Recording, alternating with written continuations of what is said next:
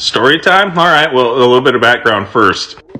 The first time I posted this video was May 2021, and it's an idea that I've been hashing out in my head about why it's not done this way anymore, and it just doesn't make sense to me, and apparently it doesn't make enough sense to anybody else why we don't do this.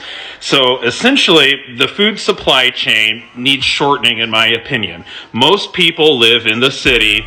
Most of the food is grown out in the middle of nowhere, and it's oftentimes shipped from a country to a processing center. They ship it again to the distribution center, and then they ship it again to the store, and then you got to go get it.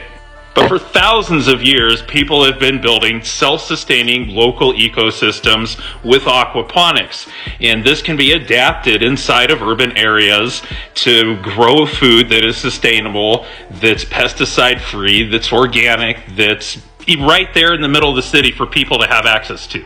So tonight on DOI Podcast, I presented what I call Project Apogee to them, which is basically just to build small local agricultural centers with self-sustaining products that customers can locally come in and pick up fresh, organic fruits, vegetables, even maybe fish and eggs. Approximately 1 in 8 people are facing some type of food insecurity, and I think that some of the ancient ways that people built things on the farmland, which is now turned into city, can still be employed in small practices to produce or at least supplement the food supply.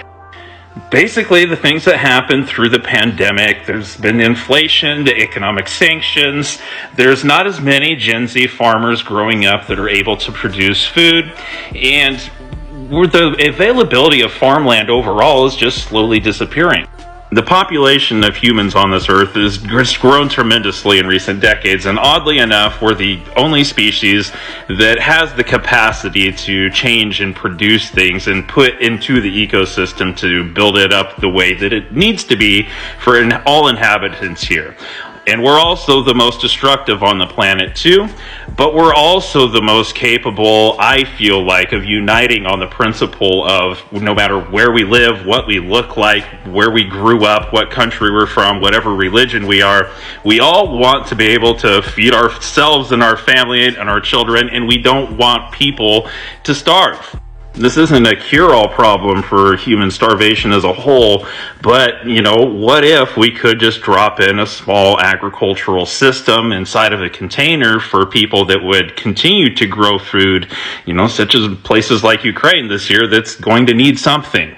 Thank you, Corey and Phil, for having me on tonight. We'll see where this goes.